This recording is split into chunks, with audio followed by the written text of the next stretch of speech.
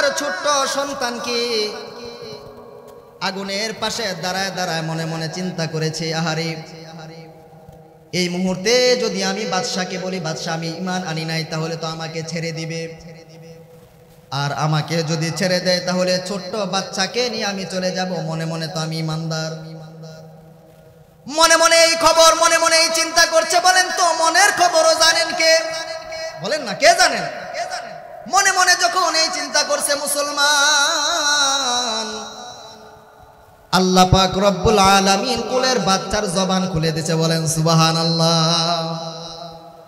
ভাইয়ের আমার, বন্ধুগণ আমার, কুলের বাচ্চা কথা বলছে আর মাকে ডেকে ডেকে বললেন, মা আপনি সামনে আগুন দেখছেন আর আমি তো সেই আগুনের মধ্যে জান্নাতের দরজা দেখতে পাচ্ছি।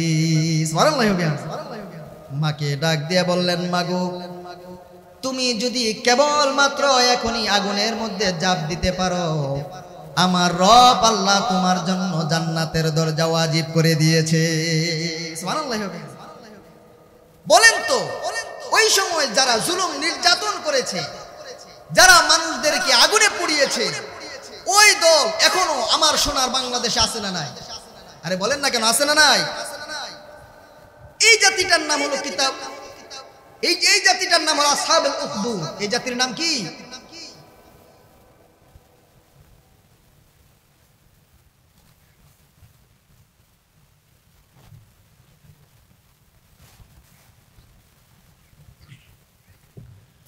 এই জাতিটার নাম হলো কি? আসহাবুল উখদুদ। গর্তওয়ালা জাতি।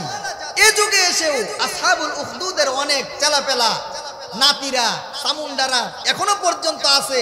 যেই সমস্ত মানুষগুলো দেখবেন মানুষদের উপরে নির্যাতন করেছে, জুলুম করেছে, মানুষের হাতের মধ্যে হ্যান্ডকাপ লাগিয়েছে, নির্মম ভাবে অত্যাচার করেছে, এদেশের মানুষের উপরে গুলি চালিয়েছে, ওই সমস্ত মানুষগুলোই হলো আসহাবুল উখদুদের উত্তরসূরি। কথা ঠিক কিনা মুসলমান?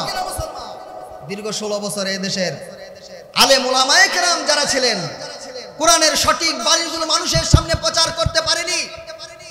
এমনকি এদেশে আমরা দেখেছি বিশ্ব বিখ্যাত মুফাসসির যিনি ছিলেন আল্লামা দেলোয়ার হোসেন সাইদি, ওনার উপরও নির্যাতন করা হয়েছে। কথা ঠিক কিনা মুসলমান? এমনকি ওনাকে ইনজেকশনের মাধ্যমে জেলের ভিতরেই শহীদ করে দেওয়া হয়েছে। বলে নাউজুবিল্লাহ। আমরা বিশ্বাস করি আল্লামা সাইদি মরে নাই, ঠিক কিনা? আল্লামা সাইদি তুমি মরনি, শহীদ হয়েছ তুমি এটাই জানি।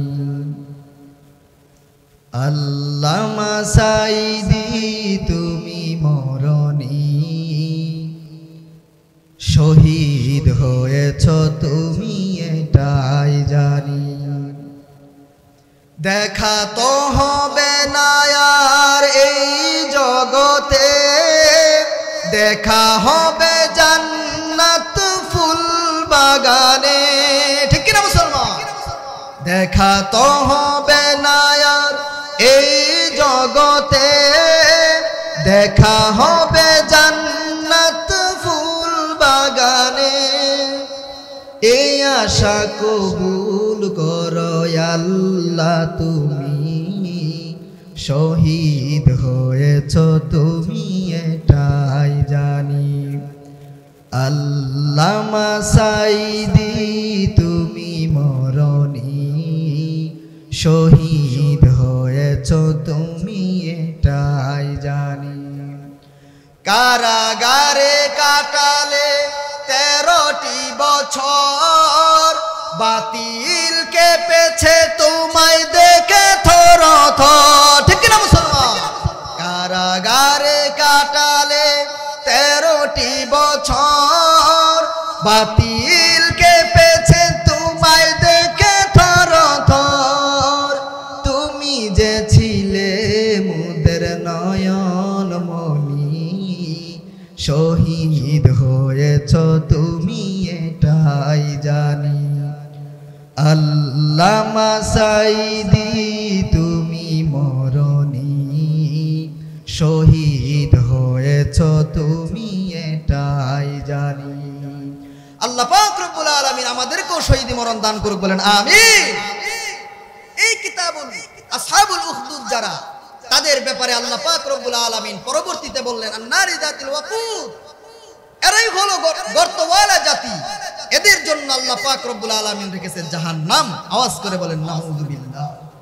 এই জন্য যদি এর ভিতরে আপনি আমি থাকি, তাহলে এর ভিতর থেকে বের হয়ে আসা দরকার আছে না নাই?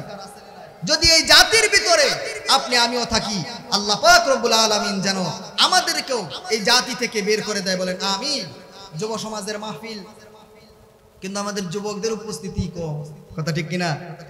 এই জায়গায় যদি শুধু কেবলমাত্র আমাদের মমতা জাফারে আনন্দ যাইতো, তাহলে মোটামুটি আসরের পরের থেকে আমরা ভিতরে ঢুকার জায়গা হইতো না, কথা ঠিক না ঠিক?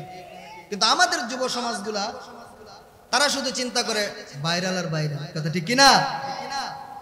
সবাই কোরআন হাদিসের কথা বলবে, সবার কথাই আমাদের শোনা লাগবে, কথা ঠিক কিনা?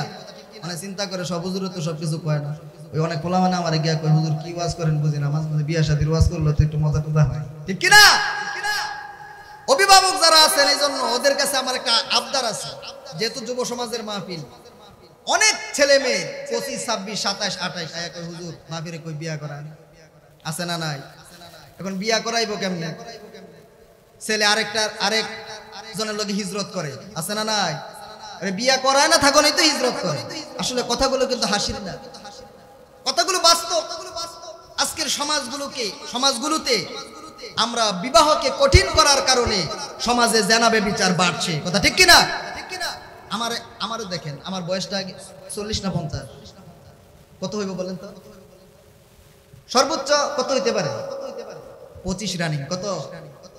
25। কত রানিং? আমার একটা ছেলে সন্তান আছে, আলহামদুলিল্লাহ বলে। তার মানে আমার বিয়ে হয়েছে আরো 2 বছর আগে। কয় বছর আগে? আমরা কি না খাইয়া মরে গেছি গা?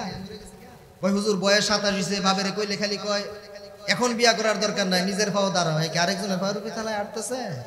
নিজের পায়ের উপরে আছে, সুতরাং বয়স হইলে বিবাহ দেওয়ার দরকার আছে না নাই? বিবাহ করাইবেন ছেলেরে, যৌতুক লইবেন 10 লাখ টাকা। কয় লাখ টাকা? কয় লাখ টাকা? আরে এটা আপনাদের এই দিক দিয়ে বেশি, আমি জানি তো।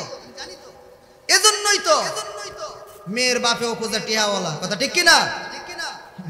ছেলেদের কথা আর কি বলবো, আমার যুবতী বোন যারা আছে তাদের অবস্থা তো আরো খারাপ। প্রেম করার সময় করে 10টার সাথে, আর যখন বিয়া করতে যায় তখন খুঁজে সরকারি চাকরিওয়ালা, কথা ঠিক কিনা? সরকারি চাকরিওয়ালা বিবাহ করতে গিয়ে আবার ওই ছেলের বয়স 30 না 40 ওইটা দেখে না, মাথায় চুল আছে না টাকলা এটা দেখে না, তারা চিন্তা করে টাকা হইছে জায়গা, কথা ঠিক কিনা? এই টাকলার লগে 40 বছরের বয়সের বেড়ার লগে বিয়া হইছে, 5 বছর সংসার করে আরেক ছেলের লগে হিজরত করছে, এমন ঘটনা বাংলাদেশে আছে না নাই? যাদের ছেলের বয়স হয়ে গেছে, মেয়ের বয়স হয়ে গেছে, বিবাহ দিয়া দিবেন তো ইনশাআল্লাহ। ছেলের বাবা যারা আছেন তাদের কাছে আমার আবদার হলো, 1 টাকাও আপনারা কারোর থেকে যৌতুক আনতে পারবেন না, ইনশা। আরে ওয়াদা দেন ইনশা। অনেকে কই হুজুর বিয়াই তো করি না, ইনশাআল্লাহ কি করতে, ঠিক কিনা?